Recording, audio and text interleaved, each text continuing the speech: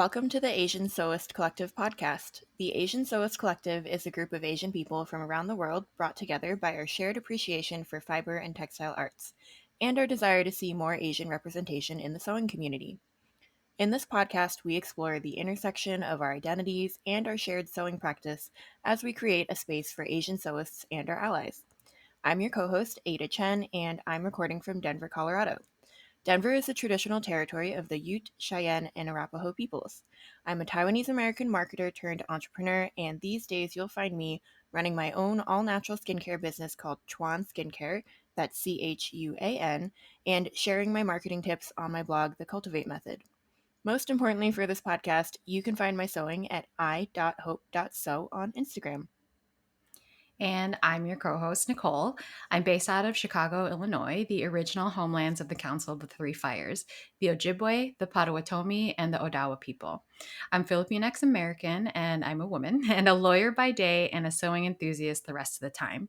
You can find me on Instagram at Nicole Angeline Sews. So before we dive into this week's episode, Nicole, can you tell us about your current sewing project?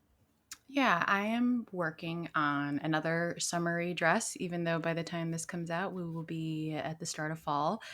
And it is the Tabitha Sewer Billy dress, which is a sleeveless dress, which is like a slight A-line, and it comes down to just past the knees with a ruffle at the bottom. I made it last year as a trial, I guess. I think I was just excited to make it because it's really cute. But I ended up taking it in a lot from my measurements. So it's supposed to be super oversized. And for me, I oversized items. I like to bring them in a little bit because I like to include the silhouette of my body in the items. So I haven't cut the fabric yet, but I did take a look at the pattern itself. After I taped up this pattern last year, and I don't know if you've ever how do you store your taped patterns? I've started getting 3-inch thrifting 3-inch binders, like those big ones that you would get for school, and then using those I know they're terrible for the environment, but those plastic cover sheets. So I slip each set of each pattern, basically all the pieces, into one, and I fold it up. And I should get better at like labeling the sheets, but so far it's like one binder for pants, one binder for like jackets, and like kind of like that. Yeah, that's how I started too. I've moved to manila envelopes, but I can't ever really get maybe it's just how I tape. So maybe we need to do like a segment on pattern taping. Like, what do we all do? Because I could learn from a few people. But after I tape it, I try to fold it, and it's never like neat and nice.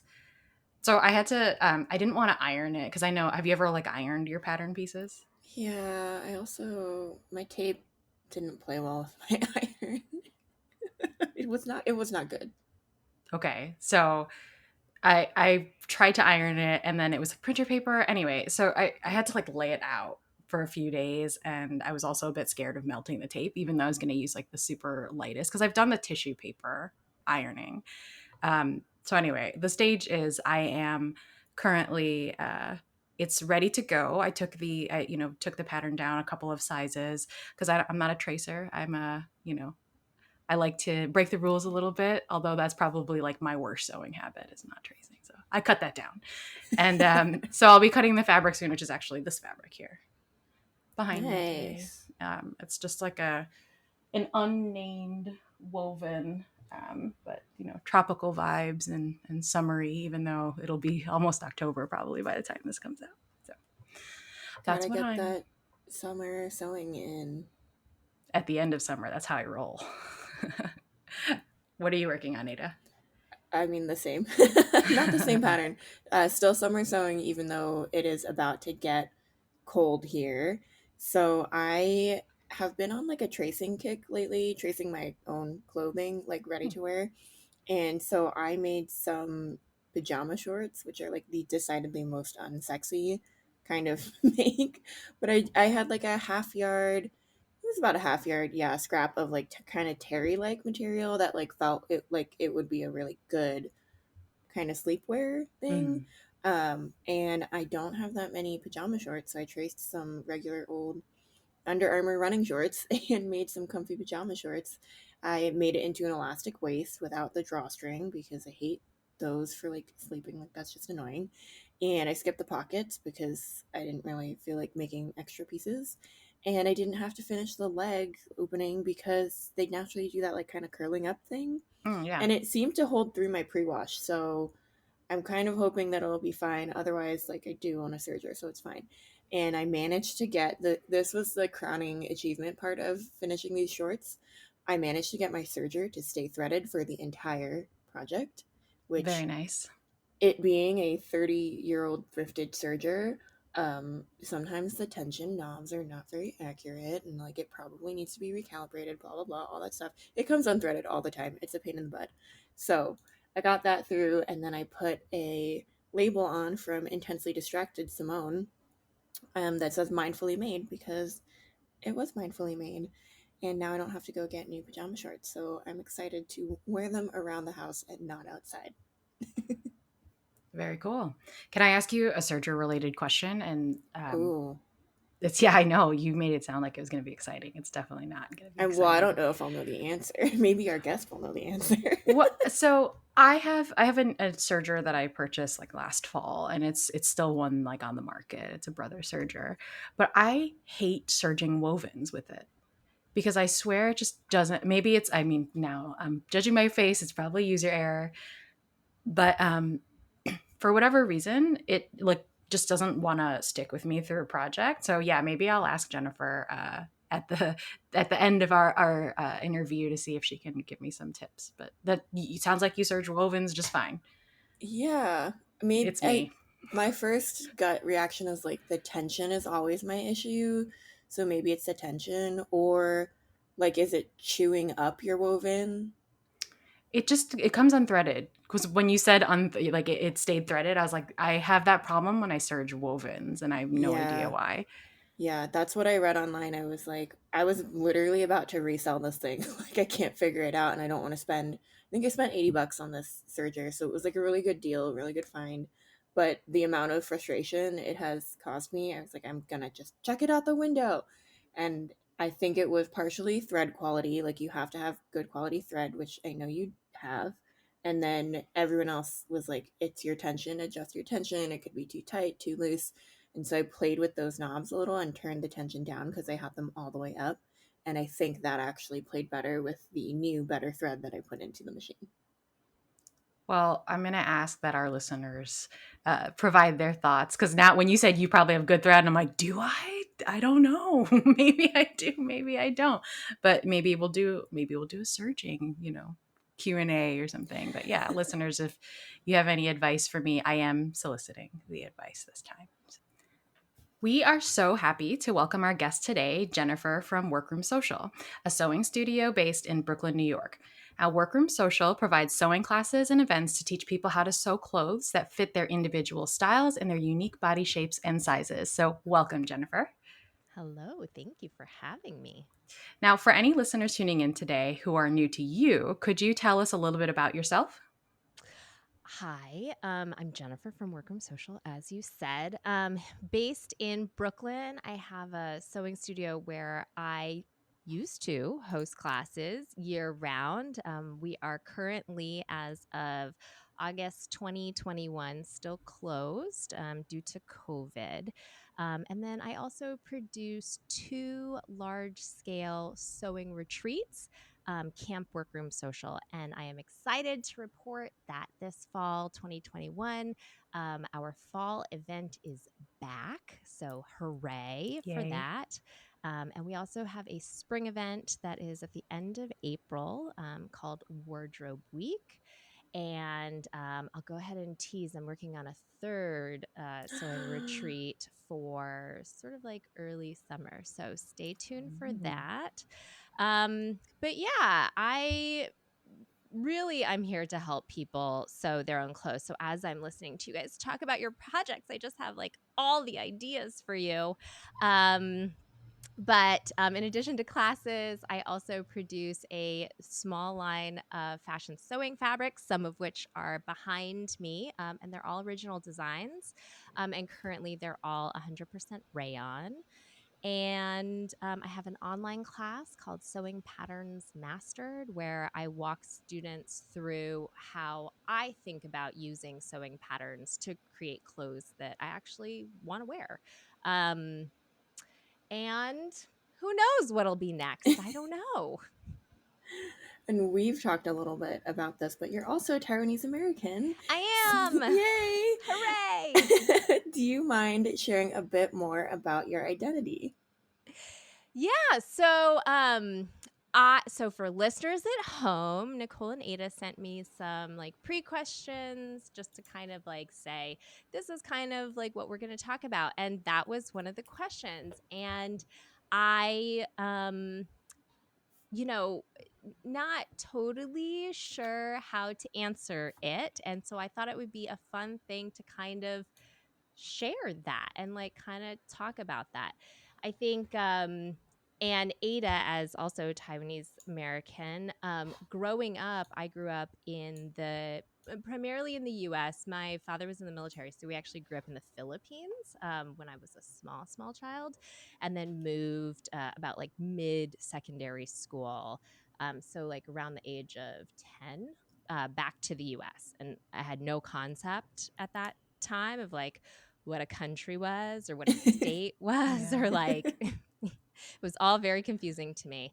And I just remember like coming to the US and having to fill out all these forms like in the new school and stuff like that. And like my dad, who is white, explaining to me how I fill out these forms. And he was always teaching me that I fill them out, that I am Chinese American. So I grew up always saying that I was Chinese American. And then as I got older and I learned about countries, my mother is from Taiwan. And then I remember asking her, wait, but mom, dad says that I'm Chinese, but you're from Taiwan. So am I Taiwanese? And then that, she never really explained it to me. Like, so then starts the sort of education about like nationality versus ethnicity and all of these things that are very complicated. And then for this episode, I actually went and did a little bit of reading and learned about how Taiwanese as a classification of ethnicity was sort of brought into popularity in the 70s, 80s. So, all very interesting. As far as how, I identify or how I move through the world, I have always identified as Asian.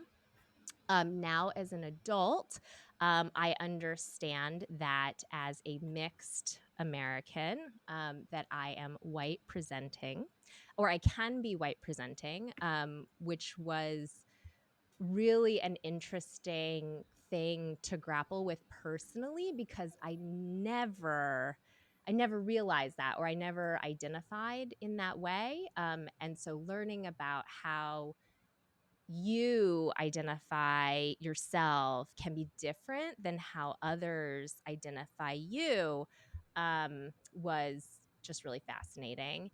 And, it made me think back to two things. One, it made me think about growing up as a child and how a lot of things I think that happened in a public environment as a child are, I think I was always sort of naive and I interpreted things in a way that always centered on how I thought and felt versus how someone else thought and felt about me, which looking back as a child, that was great. So when classmates, would call me Chinky Winky, they were, not doing it out of love. But for me, because I so strongly identified as Asian and I was oblivious to sort of, that I don't know, people could not like me for the way that I look, I kind of was like, oh, I'm special, like, Oh, yeah. so, thinking back on those things, it's a very interesting thing to think about, sort of like the way, I don't know, like how your identity plays with like how you feel about yourself and sort of like, oh, it's all just so complicated. And then the second thing that I have started thinking about is sort of like how I like my how my identity plays a role now as an owner of a craft based business, where to me it feels like many times I am the only or one of the only non-white people in my community, and how that has made me feel in different situations and how it has made me respond in different situations, how I've been able to perceive, whether real or not, the way other people interact with me in certain situations. Um, all super interesting. And, to say publicly, like all something that I think about every day and sort of like grapple with every day. So, when we met in real life, which was fantastic a few weeks ago, we talked we talked a lot actually about all of this and kind of how your relationship with your identity has changed over time. And I thank you for elaborating for our audience because I think for many people listening, they've gone through something similar or maybe are going through something similar. And I guess I'm curious, you brought up being someone who owns a business, runs a business, makes their living off of the sewing and crafting industry. And I'm curious, like, can you elaborate more on how that comes up being the only person of color in these spaces and maybe how your identity intersects a little bit with your sewing or even with your business? Yeah, it's hard to, I mean, I think the most helpful thing would be sort of like specific examples, which are difficult to recall in a moment. But I think one of the most interesting things that I have encountered is that because I can be white presenting, I think there are times when the if I am the only non-white person in a circle, I feel like sometimes people forget that I do not identify as white, and that experiences that I have had throughout my life are that of a person of color, specifically Asian. And it has led to several situations where I have, you know, had to voice that. Like, I have had to be vocal about that and explicit about that and explain to people um, that I do not operate in the world the same way that they do, which, let me tell you, has caused some uncomfortable situations. I bet. I'm sure, um, yeah. for me and for them, I'm sure. The one thing that I feel is that I always want to leave space for people to grow and to change their minds, including myself. I am learning about all kinds of new things every day, and I do not function in the world in the same way that either of you two do, or that, some of my other friends do. And so, at least in these situations that I've had with groups where I was the only non-white individual, even through that discomfort, I will say 99% of the time, everyone is very gracious and I think learns something and moves forward having changed just a little bit, which is really great. Now, how does my identity intersect with my sewing itself? I'm not totally sure. One thing that, and Ada and I talked about this when we met each other, one thing that I've really been so excited to do and have been researching for years. Some of my friends on the internet will recall me like sending them one-off messages asking questions about, I have always wanted to make a qipao for myself. And my family, my mother's side of the family, they're all still in Taiwan. And we used pre-COVID, we would visit every other year, essentially. And I have some great fabric that I wanted to make a dress out of. I've had it probably in my stash for 10 years, but I've been trying to find like a pattern that I can adapt. But then, I don't know very much about the history of the dress or like the specifics of the dress. All I know is that every single one I've ever tried has never fit me. So I'm like, I want to make one for myself. And so I haven't pulled the trigger on purchasing a pattern because all the patterns that have been like recommended to me or have not felt right, except that Ada and I talked about a pattern by Porcupine Patterns from Porcupine Patterns. Singapore. So I have looked at that, and that might be the winner. Yay! It will not be, it has not come out yet, but by the time this episode is out, episode 1 of season 2 is all about the history of and like the making of, I guess, of Chi Power, Chung Sam, for all of our Cantonese listeners. So I can't wait for you to listen to that one because I it'll have be to great. listen to that first before I start on the project. You could wing it. That's what sewing's about, right? Just It's making true. changes as you go. I got to make my mom proud, though, so I got to do a little research ahead of time. Oh. Being the only person of color, even though you are white presenting in spaces, I guess I've never had that personal experience, but I've had the experience of being the only person of color around white people, and specifically like being East Asian. Listeners can't see I'm like gesturing at my face, but being East Asian sometimes, because of the way that the model minority myth is used and how white supremacy works, the adjacency of East Asianness in particular is something that I have experienced.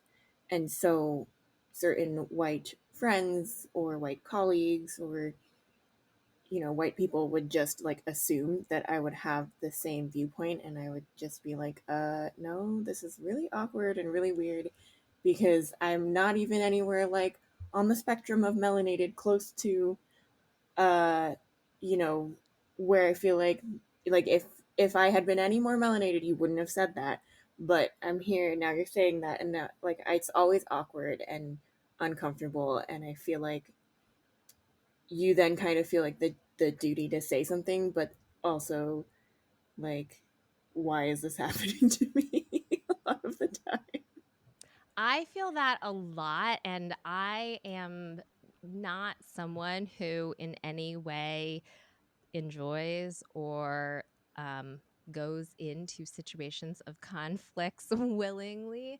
And there have been many times where I have felt like it, I'm like looking around, I'm like, is someone gonna do something? And then I'm like, no, that means I need to do something. Oh God, this is so stressful. Okay, here I go. I'm doing the thing. Yeah. Why me? I'm not equipped for this. I can certainly empathize with being the only person in the room and then being like, ah. It's been a while since I mean, I guess at least it's the pandemic because I'm usually the only person in the room anyway. But like, I grew up in a similar situation where in the suburbs of Chicago, and I did have a lot of Filipino friends, and maybe Ada, you and I have talked about this, where I remember growing up feeling like everyone wants to talk about being Filipino. I just want to be American. I don't want to talk, like I just want that experience. Like, I guess you could say that I just wanted to have that white American experience. And I love my friends, but I also felt like when everyone would be like, yeah, Filipino pride, I'd be like, that's so embarrassing. Now I'm like, yes, take me everywhere. Like, I've got some catching up to do to learn about myself. And I felt like I also went to college and law school in predominantly white areas. And I think that so first of all, I was exotic, and that was a thing. But my experiences as a Filipino American person weren't they didn't matter until it was to point out that I was different. And I feel like, as listening to the both of you speak, it's like I don't get to bring my experiences. I only get to bring my food and my dance. And like I don't, just those items from my culture that are obviously different from whatever white American culture is, and that, looking back on it, it was frustrating. And to your point, Jennifer, about like, I don't want to have to be the one to have to say this. Like it's exhausting to be the person to have to fight for validity just as a whole human being in a room full of usually white people. Um, and so as an adult now, I'm just like, I don't have energy for this. And it's unfortunate because I think that I do want to change. I would love to change hearts and minds, but it's difficult to balance, the frustration with the energy expenditure for doing that, and saving some for me. And so do I have the gentle but firm and certainly awkward conversation, or do I just say, I can't, I'm out of here. I'm going to go somewhere where I can be a whole person without being, without having to be tokenized in any way. That is super stressful. Well, it just makes me think about, this has nothing, it all has to do with sewing because our lives intersect in many complicated ways. However, specifically, I've done a lot of travel in my life. I'm lucky that I have been able to. And the one thing that I really feel as an adult is that at the end of the day, I am so American. And so when you talk about like you just wanted that American experience, I actually had the opposite. Like my mom really wanted us to be American. She wanted us to not she wanted us to fit in. So, there was like a culture of parents. I'm a little older than you guys, but there's a culture of immigrant parents, I think, that just wanted their children to fit in. So we did not grow up learning anything about our culture or heritage or anything. No language, no holidays, no customs, no nothing. So I feel that. I feel that like I wish that I had that. But the thing that I feel is that like I'm so American. We are also American. Like you could not dump me anywhere else and I would fit in. Yeah. Impossible. Like Yeah. I am American. And so it's just so stressful to feel like this is my home, this is where I belong, this is my, whatever we have, this is my country family, or like however we call that. And why do some people not like me or not think that I am one of you? Like it feels very very confusing. Why do you have to prove that I you belong know. here when you Yeah. clearly do? Like, I mean, Yeah. I So understand that's that. what I thought about when you were talking about that. Like you just wanted you shouldn't have to prove yourself. That's when people tell me, go back to where you came from, which, still happens today. I just go, okay, so like to New Jersey, because like, New Jersey gets kind of a bad rep across all 50 states and DC and Puerto Rico anyway. So, yeah, I don't think that's what you like. I'll usually just be like, so that's like really what you meant, hmm? And it'll just make the awkward situation even more awkward. But I agree. I think especially traveling outside of the US and Canada, even Mexico, like North America, if ever, like all the times I've been to continental Europe, if I go shopping or to a restaurant, it's probably gotten better in the last few years, but I remember distinctly it being like an issue of your face looks like this, so we expect you to act like this and sound like this. And I'm like, I mean, I can use Chinese. I don't think you can use it back with me, so it'd just be a fruitless conversation. Like, let's just use English. And getting very confused looks a lot of the time. And it's interesting, I think, just to think about how that continues to evolve and how the experience continues to evolve. Obviously, no one is really traveling right now, and I kind of wonder, like, what will that experience be like after or whenever it is okay to kind of do that again. So, Jennifer, tell us a little bit about your sewing journey in general. Like, when did you start sewing and why? And then what do you like to sew for yourself? I learned how to sew in high school in an independent study class. So Cool. I I don't have like a very defined origin story. Everyone loves the origin story. I just remember that I had a male friend, his mother sewed. So the only thing I can think is like that's where I was introduced to it. She made me a few things, including a homecoming dress one year. Oh, Oh. And so I was in this independent study class. The best I can surmise is that I was introduced to the concept. I thought it was cool. And in the independent study, I had to pick something. So I picked sewing. Uh, and the teacher who led that class, she actually got me a sewing machine, borrowed it from a friend or something. So that was the first sewing machine that I learned on, and then eventually convinced my mother to buy me a sewing machine from Sears. So American. And so that was my start. I started learning how to sew by making sewing patterns. So McCall's Butterick Simplicity, and I did not, I tried to follow directions, but I didn't know anything. And those patterns, they don't teach you, they do walk you step by step through like how to do things, but like they don't say like press after every thing. They assume you know that, which I didn't know. So like it's hilarious looking back at some of my old things, they're all bubbly because I didn't know that Yeah. like ironing is just as important as the actual stitching itself. It's just like wacky. And then also nothing fit me because one, I didn't know I was guessing on sizing. I didn't know how to read size charts and all of that. And then I had no idea about alterations. And so nothing fit. So I gave up and I transitioned to quilting. So I did a lot of quilting in high school. And then I don't know, at some point back in college or after, I picked up sewing again, clothes. And then I really was like, I got to figure out this clothes thing like in an organized way. So when I was still working in an office, I started taking classes at the Fashion Institute of Technology here in New York City just for fun.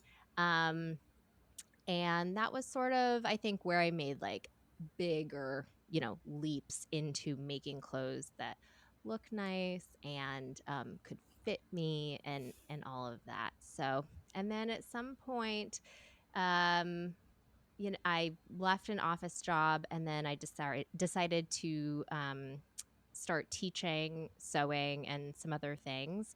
And what I really discovered was that, listen, I'm biased. It's me. I love myself. I think I'm a great teacher. Am I like the number one best seamstress or sewer or sewist or whatever you want to call me? Am I the number one best in the world? No.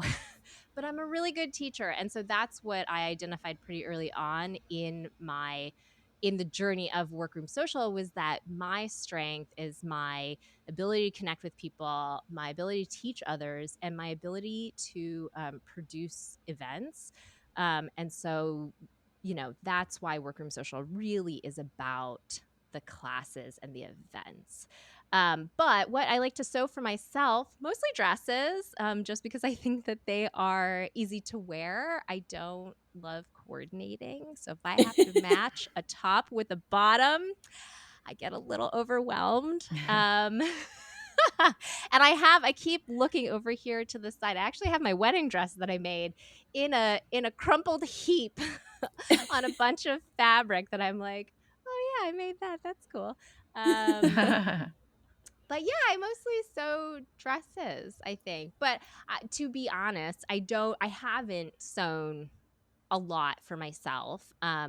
And over the course of the pandemic, and also I don't really sew very much for myself in general because I sew a lot of like classroom samples for fittings and things like that. So I always say every year my New Year's resolution is to sew more for myself, and then I never do. But that's okay. I've come to terms with it now. And rewinding a little bit, prior to Workroom Social, what was your office job and like what was your background in? So I used to work in film marketing. I was a publicist essentially. So that I think is where a lot of my practical knowledge of event production comes from. Um, yeah, I liked doing it because I like working on big teams and seeing like how everyone comes together to produce like this thing. But my personality and the personalities of everyone else did not go well together for my own mental um, just Yeah. stressful work for something that I think is really should be about fun and creativity, and but at the end of the day it's not. It's about money. So, you know. So now that you kind of get autonomy over what programming you get to do with Yeah. Workroom It's Social, the what best. yeah, right. What kinds of programming do you include? I think you mentioned some of it at the beginning, but for our listeners who are interested in up leveling their skills or even getting started with sewing, like what can they expect to find from you? So at Workroom Social, we only offer, I don't know why I said we only offer classes in fashion sewing. So very specifically, it's only about sewing clothing. Within that realm, we do project-based classes. So like learn how to make a pair of jeans, learn how to make a dress, learn how to make a button-up shirt. And then we also have some skills based classes. I teach one that I really like called Advanced Sewing Techniques. So, that one, you don't make a garment, but you learn all the techniques to make different garments and you make samples. So, then you have these samples that you can keep and refer back on. So, like, you'll learn, in the button up shirt making class, you will obviously learn all the skills you need to make a button up shirt by making a button up shirt. In the advanced sewing techniques class, you learn similar skills. You learn how to install a cuff, how to sew a button band, how to sew a shirt neck collar, stand and collar, but you don't actually construct a shirt. You do all of these things on samples. And so I personally enjoy that a lot because it feels like a lot less pressure than to have. I mean, I always say this to students like, you're making a button up shirt. It's the first button up shirt you've ever made in your entire life. It's unreasonable to think that this is going to be like stellar, right? Like we're going for a B True. minus, not like an A plus. Yeah. However, it's really, really hard to convince people to feel that energy. They hold on to the energy of wanting the A plus. So the samples, I think, kicks it down, kicks the stress level down. But we also offer fitting classes, so where you learn how to fit clothes, how to alter clothes, where you're not necessarily, constructing the garment. You're learning how to do the fittings. And I think perhaps that is it. I can't think of anything else right at the moment. Um, and, I am personally interested in sort of like process and organization because I think that that makes for a more enjoyable and productive experience. And by productive, I just mean that you go through a process and you complete it. How many times have you started something and you didn't finish it? Which is totally fine too if you're Nicole's okay face right with now. that. I was like, a lot. Me too. And I mean, if you're fine with it, I think that that's totally fine. You do you, whatever makes you happy. But for people who would like to finish more things, I'm very interested in how can we inject a little bit of process into this hobby of ours so that we can actually complete things more. Now, that doesn't mean it's going to be your favorite thing in the whole world, but it is nice to have like a thing you finish. I feel like I would be one of those students where you would have to convince me that like it's okay that it's not an A plus. And I think that's why I have a lot of unfinished things, because I get like dissatisfied with how I'm working. Not a lot. Like I've heard a lot, but for me it's like a few. I get frustrated or dissatisfied, and then I put it aside. So it sounds like, your model focusing on the process as opposed to and the process and the gaining of skills as opposed to like a pretty finished product necessarily. That sounds like it would work really well for me. So. Well, and like mindset shift, instead of getting dissatisfied or frustrated midway through a project that's not going well, you have to change your mindset and say, imagine if I finish this, and imagine if I make another one and another one. Gosh, by the fifth one is going to be an A plus, and I'm not going to get to the fifth if I don't finish 1 through 4. You're right. Yeah, you're right. You're right. I am garbage at mindset shifting. Like that's something I have to, or like for everything. I'm like, I get stuck. Me too. Well, so just shifting a little bit, you mentioned earlier your fabric, and this was a surprise to me. Like when I went to go check out your website, I was like, oh, I like fabric, right? So you said they're 100% rayon and they're all original designs. And I wanted to ask, like, do you design the fabric? Good question. The answer is no. When I actually first started being self-employed, when I left my office job, I did go through a phase where I was like, I'm going to design fabric and I'm going to screen print it myself. This is going to be amazing. That was not a workable idea for me Ambitious. personally. I'm just not a very talented at this stage artist, which I truly believe that if I wanted to be, I could learn and practice to be, but I don't care that much. So I am not investing my time in that arena. So no, I do not design them. They are designed by people like us. Yeah, really, I have to say, team, so this is my full-time business and this is how I make a living.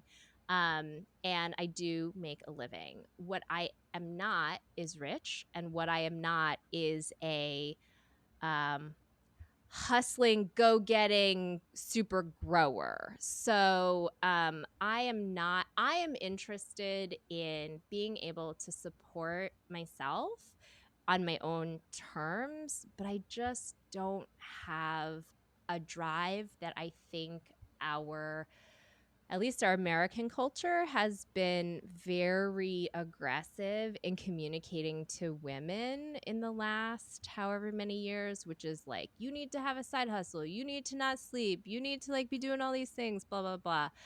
I will take a nap, spend time with my husband, go hang out with my friends before I put in extra hours of work any day. Yeah. So, with all of that in mind, I am here. Part of what I want to do is help other people who are interested in doing those same things who might not have the opportunity to because of gatekeepers. So, the fabrics right now are just designed by people I know who wanted to do a project. And I said, cool, like you have some abilities. Let's work together. I'll kind of like pretend I'm an art director, and I'll help you get there, and I will pay you. I don't know how other people, like, I assume, like, if you have a contract with like art gallery or something, you know, I don't know. I assume that you're licensing, so I don't license. I pay outright for the art. Which is, you know, it's like a compromise. Like, if you're willing to compromise with me, I'm willing to compromise with you, and let's make something together. So so far I have 3 collections. 2 are made by a weaver, actually, who was interested in fabric design. She's based here in Brooklyn, and her name is Whitney Crutchfield. And then one collection is designed by Kelly Ward, actually, who owns True Bias. And she is someone else who was just like interested in fabric design and kind of wanted to make a collection, you know, but didn't want to go through the whole thing of like trying to pitch a big company and all of that. So I'm working with 2 other artists right now. One who is an illustrator who has no back. I mean, no official background in, you know, this kind of stuff. And then one art school student who like paints and things, but is also not an artist in any kind of official capacity.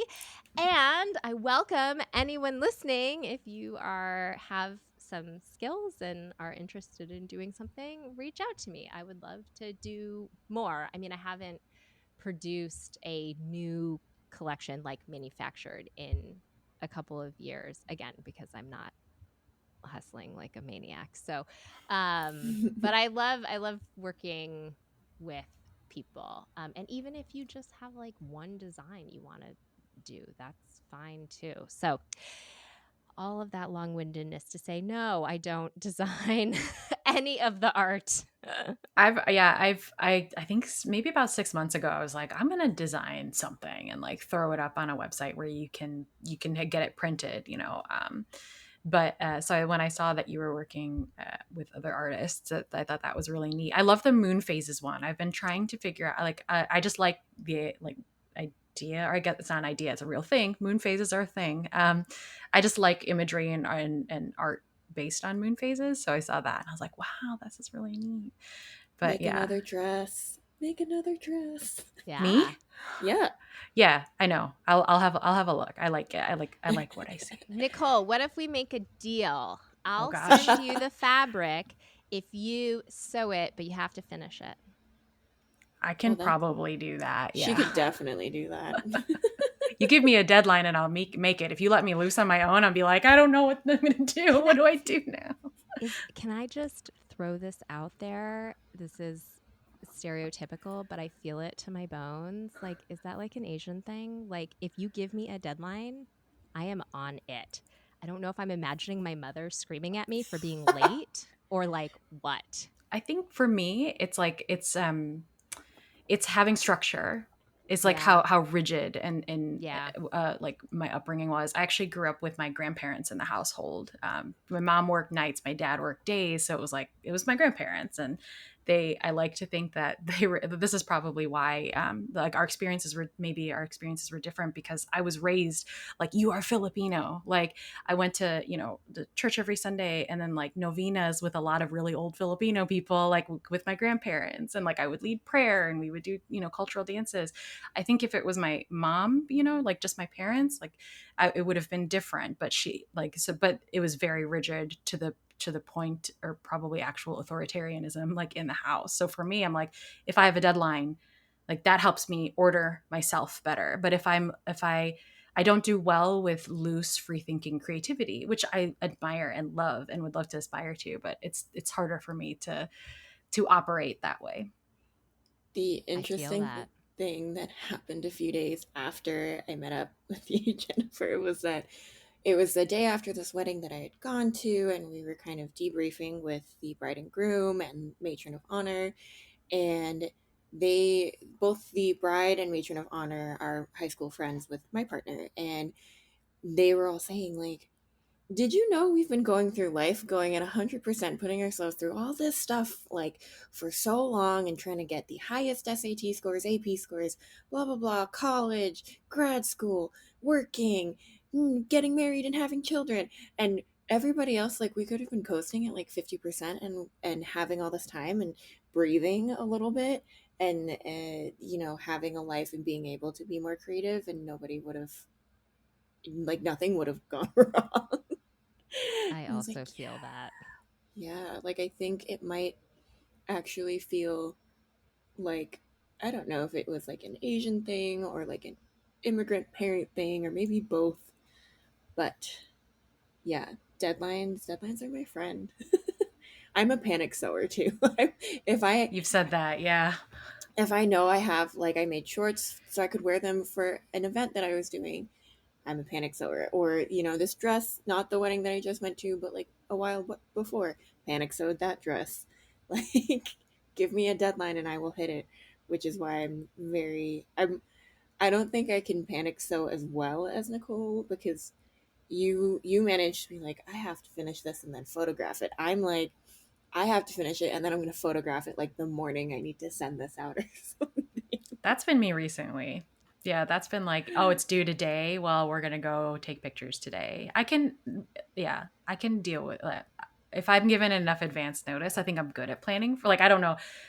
Uh, I don't know if I'm a panic sewer. I think I'm more like, if I have the deadline, then I can structure my time better. I think if I were in panic sewing mode, I would just drop it. I'd be like, I'm not into this. Like, like, I'll wear something I already own. Like, I don't think I'd do. I'd have the opposite reaction. I'd shut down. I'd be like, no, we're not doing this. But yeah, that's some good insight. Taking a hard left, Jennifer is wearing a Camp Workroom Social t-shirt today. Love it. So let's talk about camp, because that is one of the biggest things that you do. And so for anyone who isn't familiar with it, can you describe what it is? Camp Workroom Social is sleepaway camp for grown-ups who like sewing and do sewing. I think that's what Ooh. it is. And where did the idea for camp come from? Like, was going to camp something that you did when you were growing up? Yes, I'm a real life summer camp counselor. Um, I think it's funny because I think if you meet me, well, Ada can say she met me in real life. I think that I will always have that energy. I don't know why, but summer camp when I was a child attending was a huge influence, I think, on my life. Everything from like my independence. I'm very independent. My love of travel, my sort of like self sufficiency, my a lot of my social skills, I think, probably like having to make friends with new people every week. Um, and then, becoming a counselor when I was older, it really helped me learn how to be organized, how to communicate things, how to um, get a sense of people's emotions.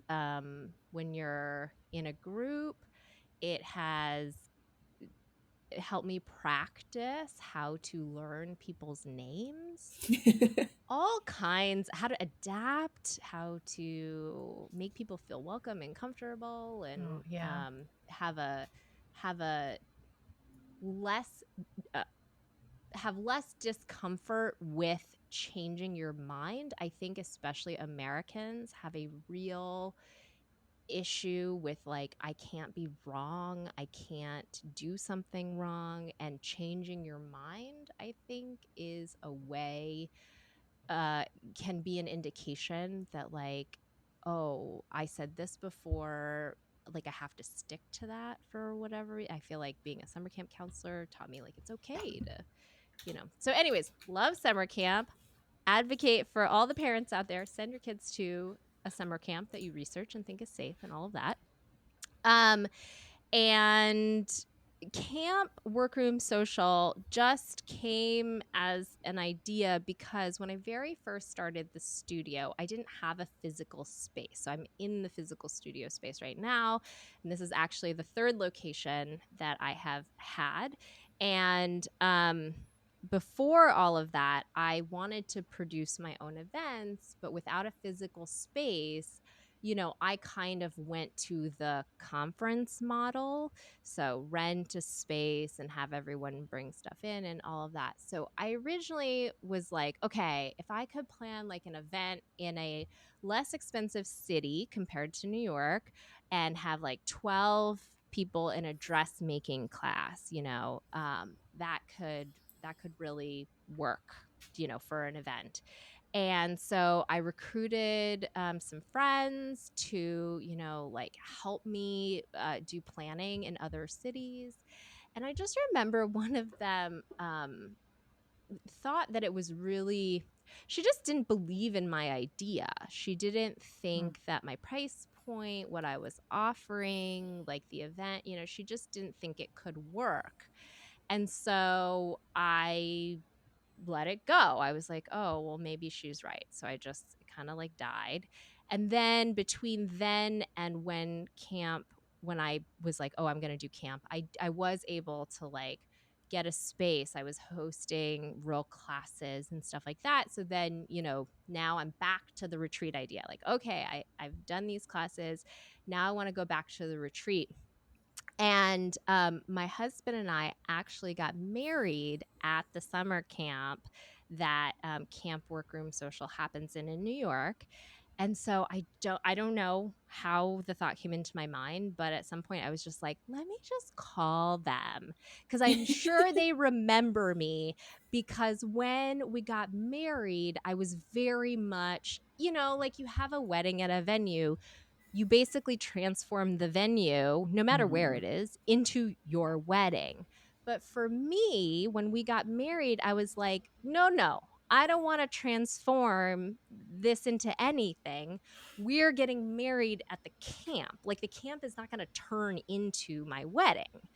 And so the staff there all remembered me because I was doing things like running around. Oh my gosh. At my wedding, I did bunk checks. This was something that counselors did at my camp growing up. So I had a friend who came to the wedding who we were counselors together. I was like, let's go do bunk checks. So we went around to people's rooms to see how clean they were while they were out doing activities. Anyways, the staff there remembered me because what kind of weirdo, who's getting married is like doing these things. So when I called them and said like, hey, remember me? Like I got married there 2 years ago. I have this idea. I would like to, rent out space to do like a sewing conference thing. And they were just like, yeah, sure. So that's sort of like how it started, really. And I remember the first year I did it, I sold the admission or tickets or whatever. Like I sold it before I even signed the contracts for the event because I was so nervous that no one would want to come, that I was like, okay, well, if like 10 people come, I'll just refund them. Like, but I wouldn't have signed the contracts for the venue. So then I wouldn't have to, pay anything. I was so worried that I was going to have to like pay these bills, but not have an event. Oh, that was Little did you know. 7 years ago. So, yeah, I'm glad that people are, I'm glad that people see my vision and like my vision for sewing camp. So I camp wasn't I guess available. Like it wasn't a thing. And maybe it's my parents. My mom was very like, you can't stay over at another person's house. Like you can't sleep over at other places. So and I'm totally intrigued by this, by your camp. So where are most camp attendees traveling from? And I'm asking because, can someone from Chicago easily travel and attend? Easily is relative, I know, but Yes, I'm not sure about most. We have attendees from the entire United States, Cool. including Chicago, and lots of people from the West Coast, Pacific Northwest, California. I would say probably not a huge representation from the Southeast. We have a couple, but I don't think that's like a huge. Anyways, you can come from anywhere. One of the benefits, I think, of attending this is you fly in and out of New York City. So being that we have 3 major airport options, it's very doable. We do have at least one person that I can think of, perhaps more, fly into Albany, New York, which is north a bit, and then rents a car and drives directly there. But for anyone who's flying into New York City and then needs to get from New York City into the middle of nowhere, which is where the event is, I charter a shuttle bus. So we bus everyone there. We have a lot of Canadians who come, although not this year because of COVID. And I have had visitors from the UK and Australia. Wow. That's cool. That's dedication.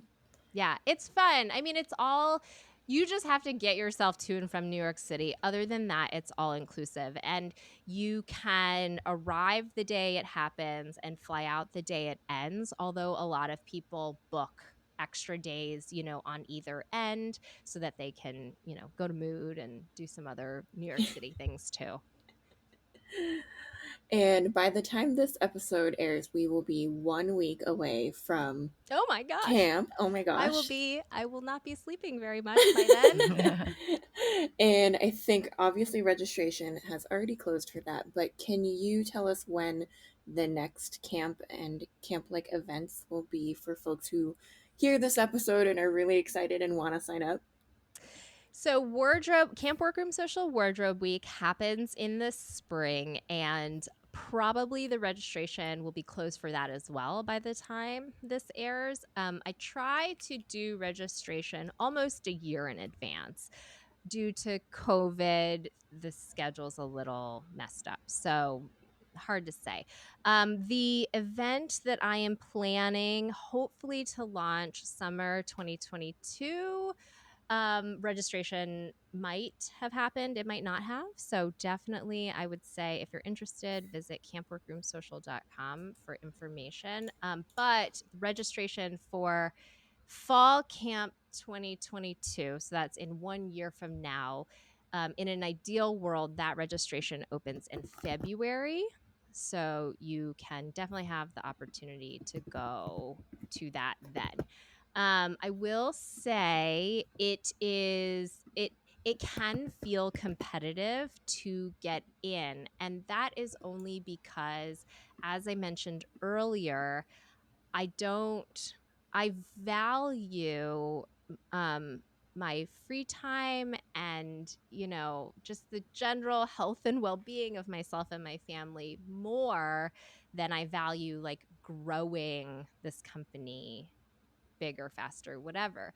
So, the event really is not getting any larger than it is. And so, because of limited supply, it can feel a little stressful to get in. So, I do a lottery ticketing situation so that there's no like rush to register at a certain time or anything like that.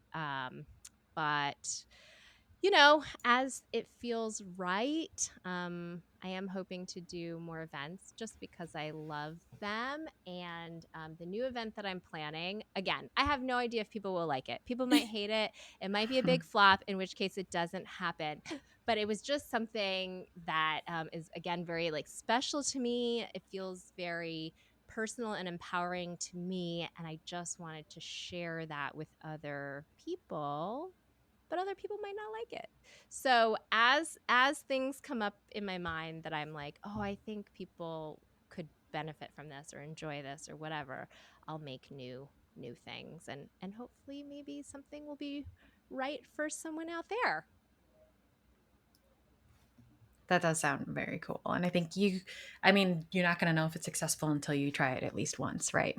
Yes, gotta try it. Well, we'll look forward to checking out camp, and hopefully our listeners will be able to join at some point in the future.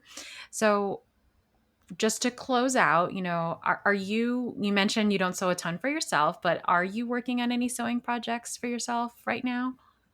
Right now, no, I am not. I just finished a dress. Can I get it? Yeah. Yeah. Hang on 1 second. I can start it over too.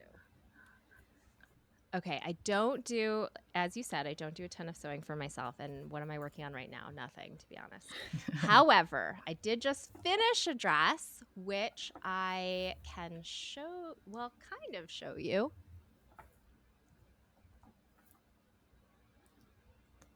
That's so cute. Ooh. Now, you two are podcasters, so I understand we have to explain things because I am a YouTuber where everything is visual. So I just finished making the Verano dress by Christine Haynes Patterns, and I made it out of Workroom Social rayon, out of a print that was designed by Kelly Ward, and I really like it. I had someone read my colors. I don't know if you guys have heard of that. They look at your skin tone and tell you what colors look good on you, some kind of silly thing. And I mean, I think everyone should wear whatever colors make them happy. But I did agree with a lot of the things that the person said. And so my dress has a lot of um, warm yellows, kind of like greenish yellows, and red and orange, like very warm colors. And then I adapted the dress. The Verano is a sleeveless sort of like tank top bodice with ruffles down the dress.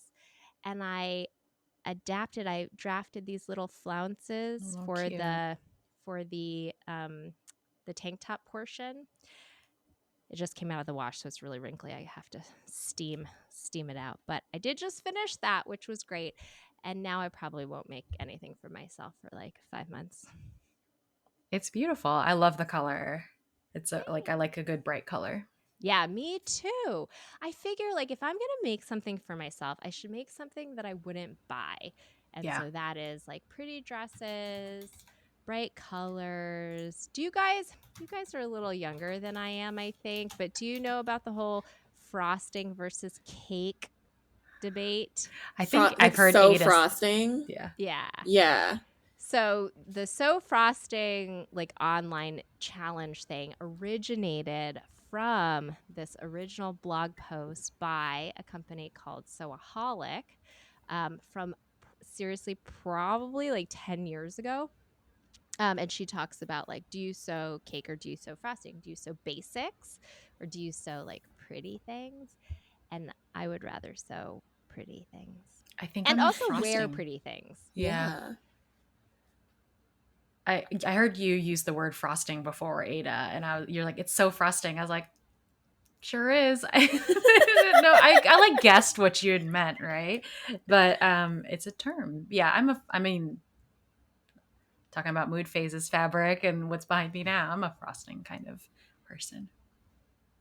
I'm a frosting in moderation. I don't like frosting on things, like actual frosting the Oh, me thing. too. Too sweet. Yeah, it's too sweet. I scrape it off, but I'll have a little bit of it, which is like a bite. So I feel like that's kind of how I approach my sewing too. It's all the basic cake and then the occasional party dress, but when I do the party dress, it's really fun, except when I'm in a panic. That's funny because I like frosting. Like a good cream cheese frosting is perfect for me. I used to have a coworker like that, and we would just scrape off our frosting on our cupcakes and give it to her on a plate. I wouldn't eat all of it, but I like the frosting. My partner doesn't like frosting, so he'll be like a little bit of extra for me. Thank you very much. So maybe that does translate into my sewing too. That's funny. Anyways, to wrap things up, thank you, Jennifer, for being on with us today. We had such fun talking with you. Can you remind our listeners where they can find you on the internet? You can find me on the internet, all things Workroom Social, workroomsocial.com. Instagram is Workroom Social. YouTube is Workroom Social. I have a slightly bizarre company name, perhaps. So Workroom Social it is. It's never taken by anyone else. Thank you so much for joining us on this week's episode of the Asian Sewist Collective podcast. Next week, we will be talking about imposter syndrome and how it can creep into our lives, sewing and otherwise. If you like our show, please consider supporting us on Ko-fi. Your financial support helps us with overhead expenses and will allow us to give a little back to our currently all-volunteer team and our guests. And I know that we've kind of talked about it a lot, but our team works so hard to provide you with new content each week. The link to our Ko-fi page can be found in the show notes on our website and on our Instagram account. That's Asian Sewist Collective, one word, at Asian Sewist Collective. You can also help us out by spreading the word and telling your friends. We would appreciate it if you could rate, review, and subscribe to this podcast on Apple Podcasts, Pocket Casts, Spotify, or wherever you get your podcasts. All of the links and resources mentioned in today's episode will be in the show notes on our website. That's asiansewistcollective.com. And we'd love to hear from you. Email us with your questions, comments, or even voice messages if you'd like to be featured on a future episode at asiansewistcollective@gmail.com. This episode was researched by Eileen Leung and edited by Henry Wong and Shailen Joy. Thank you so much to the other members of our collective who made this week's episode a reality. This is the Asian Sewist Collective podcast, and we'll see you next week.